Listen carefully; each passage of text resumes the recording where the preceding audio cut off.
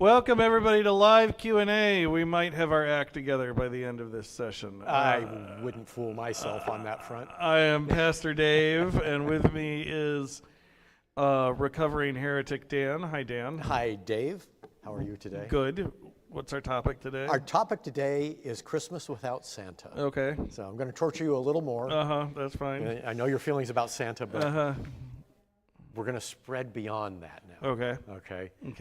Because so many cultures do have gift-giving traditions around Christmas, between Christmas and Epiphany, between those two. Yep.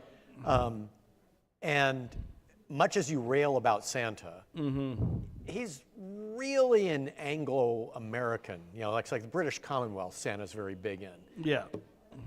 As far as from a more religious standpoint, not very big elsewhere. There's a lot of secular. I know in some non-Christian countries, Santa's big. Right. But religiously, with that religious component, it's really the Anglo cultures. So I wanted to explore broadly, first, why gift giving is so big for this season, and then go into the other gift giving entities that other cultures have, and explore whether or not there are theological roots to it, where they emerged as well. So I know this may go beyond expertise, so there may be a lot of speculation, but let's start broadly with why. Why did the tradition begin? Because it's over 1,000 years old, the gift-giving tradition. Right. It's more recent that we focused on Santa Claus in the red suit. Yeah. But what got the gift-giving tradition started? Why did it start so early and persist? Because nothing in the Bible says, thou shalt give gifts upon the nativity. No, but it's rooted in, it sounds cheesy, but it's true. Jesus is this ultimate gift, that the world receives. And it's rooted in this wider concept of Christian charity, that we are charitable towards others. Yeah. And we reflect that in giving, So like the actual St. Nicholas figure, it gets started by, he drops bags of money down the chimney for the poor families. And, and that was in Myra, right? Right. He was the bishop of Myra. Yeah, right. And that we're talking like 350 AD? Like 300s, early 300s, like 325. He was at the Council of Nicaea. Okay. So, and I heard, like I was there. I've read that he was incredibly influential at the Council of Nicaea as well. Yeah, I don't know his history there, but he is a confirmed Nicene Orthodoxy bishop. Is he the one that tradition has it? Yeah, tradition has it that he hit Arius in the face at the floor of the council. That tradition is probably not true. Mostly because Arius wasn't actually invited to the council, so he probably wasn't even there. He probably wasn't. Well, because it was only for bishops and their attendant priests, and Arius wasn't actually a priest; he was a deacon. So he actually wouldn't have been invited to the council, So, and it's not. We joke around about it, but we probably shouldn't because violence isn't acceptable, But. Yes, the tradition is he slapped Arius in the face. Why I oughta? Yeah. Wow. Yeah, and I've read one of the theologians that was talking about it felt that Nicholas is probably the third most important figure in forming modern Christianity because of his role at Nicaea. Yeah, it might have been. I just don't, But, it's all rooted in... it's rooted in two things, right? It gets back to that last week. I think we talked about the kind of midwinter festival. Yeah. So one of the things you need to do to make the midwinter festival a party is get stuff. Yeah. It's fun to get stuff. We're having a party for the sake of having a party in the middle of the darkest season of the year. Yeah. Let's get stuff as part of that, So that's part of it. But then from a Christian standpoint, again, it's rooted in charity and, and Christian concepts of giving and that kind of stuff. Yeah. Well, that's one of the things that, again, researching this episode, it mentioned that Martin Luther was big on gift giving to represent Christian charity and to highlight the fact that, like you had said earlier, that we got the greatest gift Right. in receiving Jesus. So Luther felt gift giving was a symbol of that as well. Yeah, it's a giant object lesson, right? And what we're receiving and what we're doing during this season, you know. And I kind of think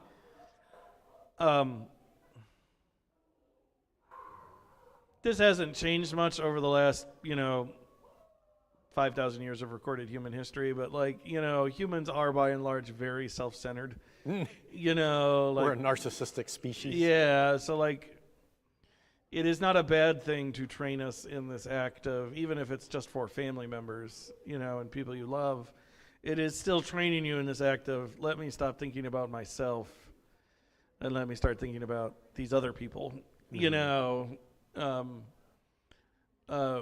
is never a bad thing to practice, So that would be a good explanation for why so many cultures, non-Christian cultures, latch on to some kind of gift giving. Right,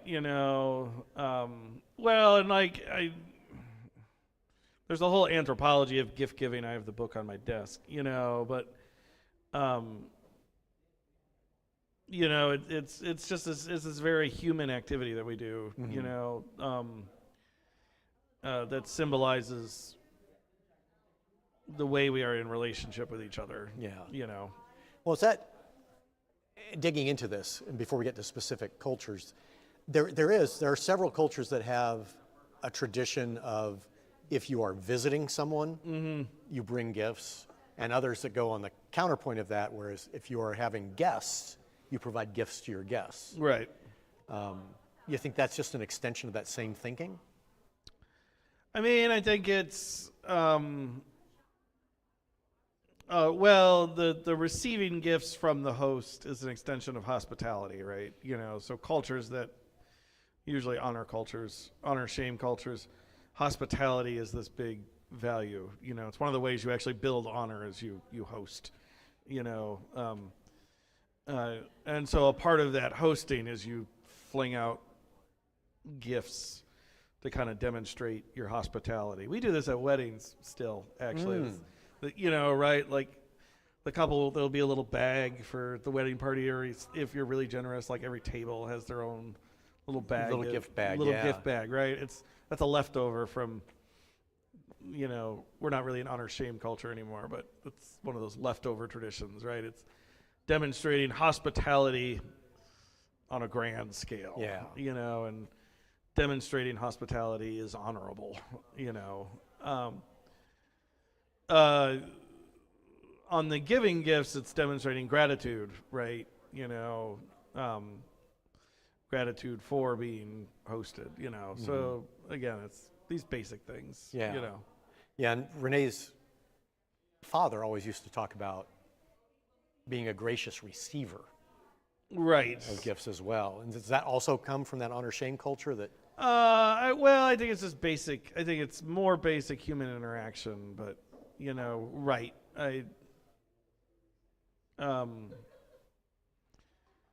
To be the receiver puts you in a position of powerlessness in a certain way, right? You by denying the gift, you are maintaining control. And a gift is by its very nature something that's outside of your control. And so you've kind of got to deal with whether it's socks for Christmas or I remember the Christmas before I went off to college, my aunt gave me this box of just this giant box of school supplies. It was the most disappointing at the time. It ended up being a really practical gift because I had this box of pens and papers and notebooks that all year I could just go filing for. But at the time I was like, I wanted video games. But part of charity is losing control, right? You give $1 to a person, you ask for it. You don't know actually what they're going to spend it on, but the lesson there is you're actually surrender. If you do not surrender control, it is not charity. It's payment of some form. It's wages. And part of true charity is surrendering control. And so receiving the gift is on that end of charity. It's I'm losing control. I might not want this, but I still have to be grateful for it.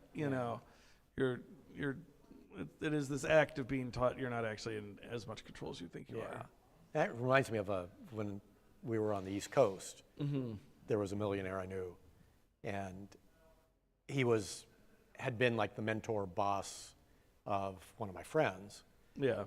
And they were walking down the boardwalk in Atlantic City, and my friend noticed that the millionaire kept putting like 20s with any beggar that he saw. And it wasn't like Rockefeller with his pocket of dimes. Yeah. And my friend asked him, why do you do that? They're probably just going to go buy drugs or alcohol or something. He said, you can't afford that. And the millionaire said, I can't afford not to. Right. And it was because he had the same basic philosophy. It's like, I can't control. Yeah. They're obviously in need. I can't control what they're going to spend it on. But if that's that one person that will help lift them to a better meal, a better place to sleep tonight, right, or even pull themselves out completely, right, I can't risk not giving it. Right. And part of that, again, is just accepting, again, true charity involves surrendering control. That's not to say all the other stuff we do with work requirements or, other kind of regulation isn't good. It's good to do still. But what separates Christian charity from welfare, for example, is, there's this act of, I'm giving this to you and I entrust you with it. And I am just simply giving it. It's given with no strings attached. No strings attached, right. And that's very hard for people because we still want to be like, well, what if they use it on the wrong thing? They're probably,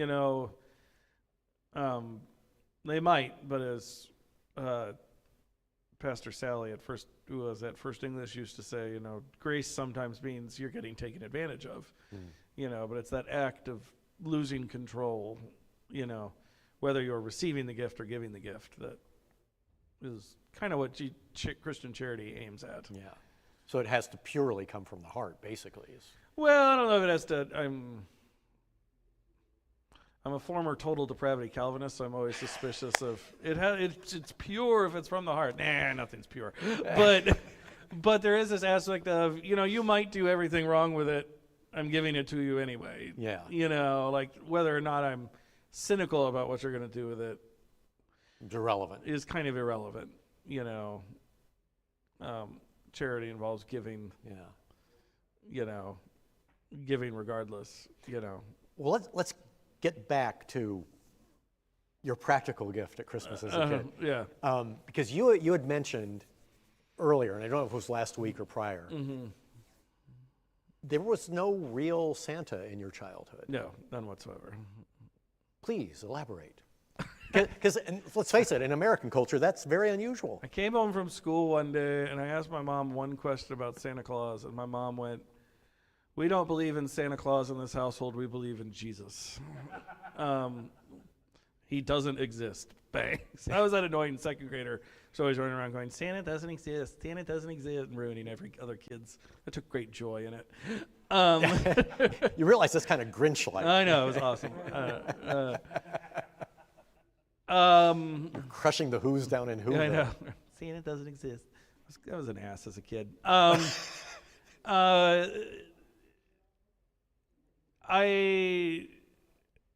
My mom had kind of three reasons, overarching ones, for why that was true when I asked her about her later in life. Her first response, in the blunt way my mother could only say, was, well, I gave you those gifts. I wasn't going to let some mythological creature take responsibility for them.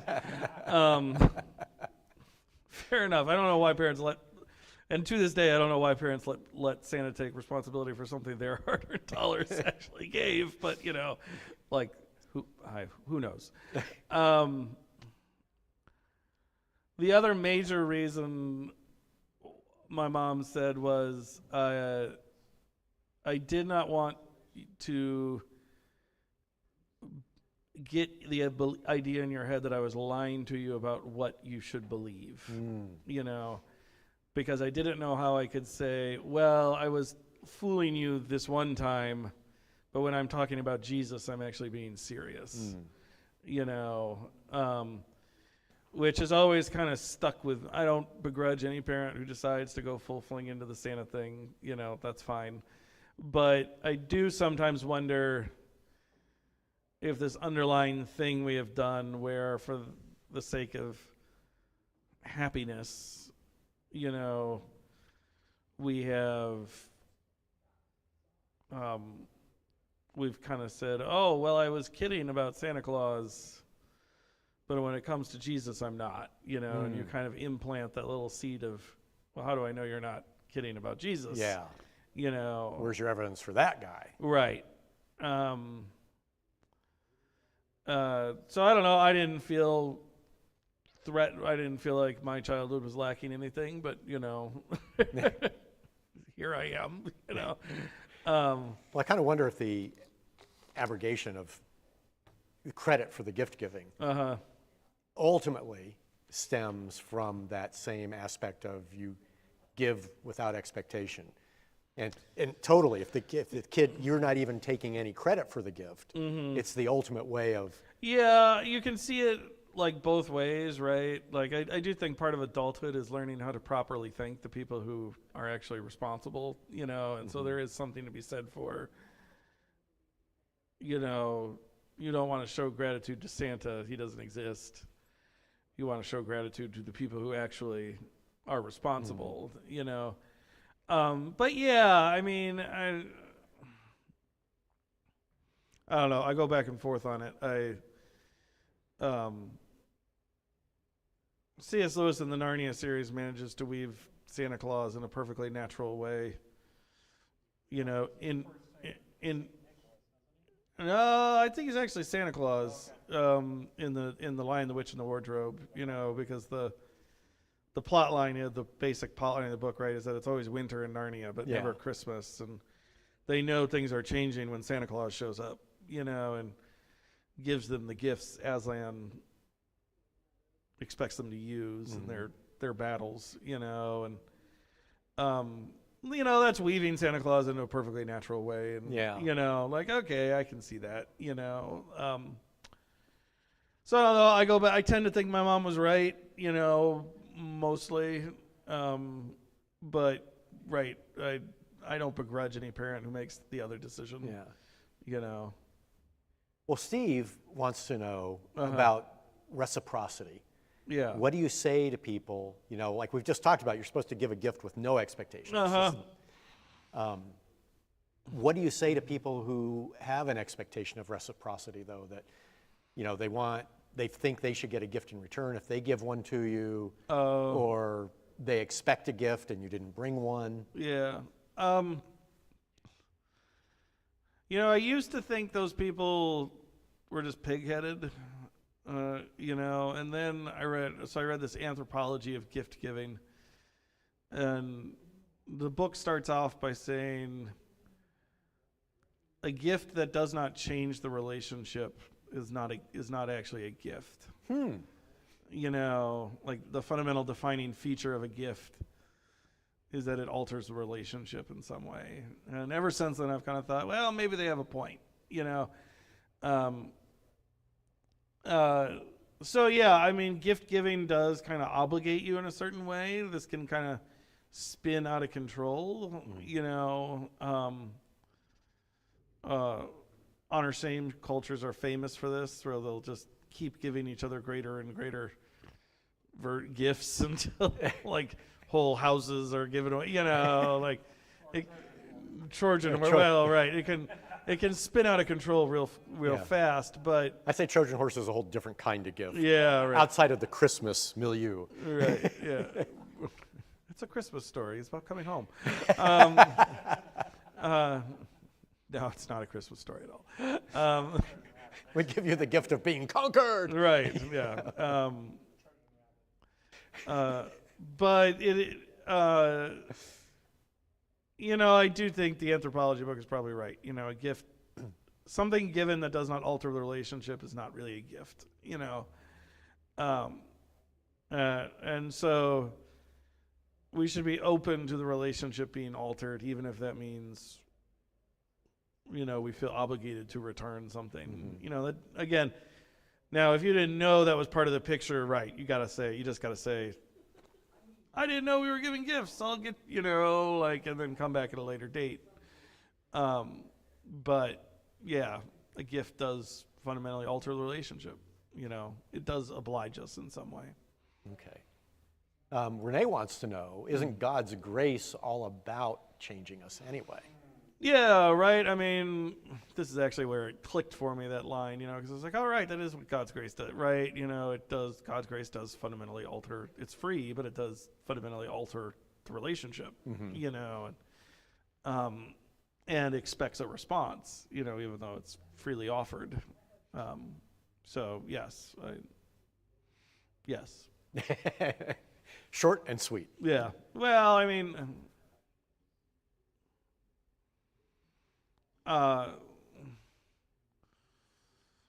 gift is kind of the fundamental Lutheran understanding of how grace works, which is also why we kind of think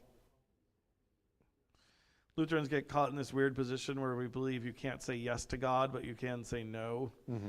And that's kind of rooted in our understanding of grace as a gift, right? You have no choice in whether you receive a gift. You can, after they've turned their back, chuck it in the trash, and so, like, you don't have to open a gift, but you have no choice whether you receive it, which is our understanding of grace in the world. Yeah. Would that, I'm wondering if in that respect, and this isn't a result of research, just based on what you just said, is that part of why you think the gift-giving tradition is so strong with our children, that we're helping them slowly come to that realization? Yeah, I mean, I tend to be pretty simple-minded about this with kids. I think they like getting stuff. Yeah. So, right? Like, yeah, I was right, saying, we all do, right? I like getting stuff too. And something gets to the meaningfulness too, yeah, of what you want. Because I remember, like, for me personally, my dad every Christmas would ask, "What do you want?" And I'd rattle off a bunch of Star Trek stuff. Right. And by the time I hit my teens, his response would always be, "No, what do you want outside of the Star Trek crap?" Yeah. And that kind of always told me, right, well then, are you thinking of me when you're getting the gift, or are you just trying to give me something you want? Right. Yeah. Right. So, or make you give me something I think you should want. Yeah. And so how does that, like my father's attitude, what you just said, does that, Keith's father, does that fit with what, at least in our conversation today, you said gift giving is really supposed to be about? No, I mean, we do this all the time, right? We kind of, you should want this. I'm going to give you what I think you should want, rather than what people actually want, right? And we're really guilty of doing this with our charity with poor people all the time, right? We give them what they think they should want, What we think they should want. Right, what we think they should want, rather than what they actually say they want, and I mean, we know better than you. We know better than you, right? Anytime, we kind of say, oh, your food stamps shouldn't be able to buy steak, it's like, what? Poor person shouldn't eat red meat once in a while? And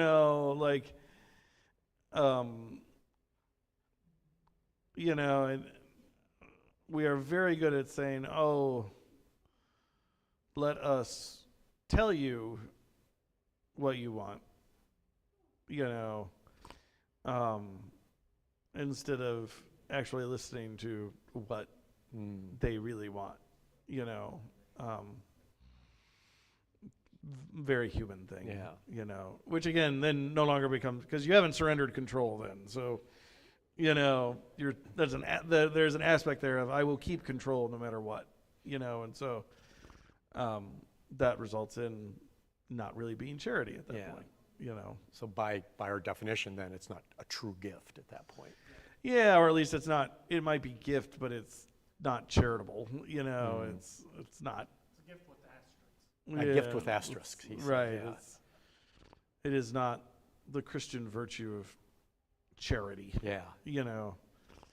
And the word for charity and kind of the Christian consumption is rooted in love, right? Self-giving love,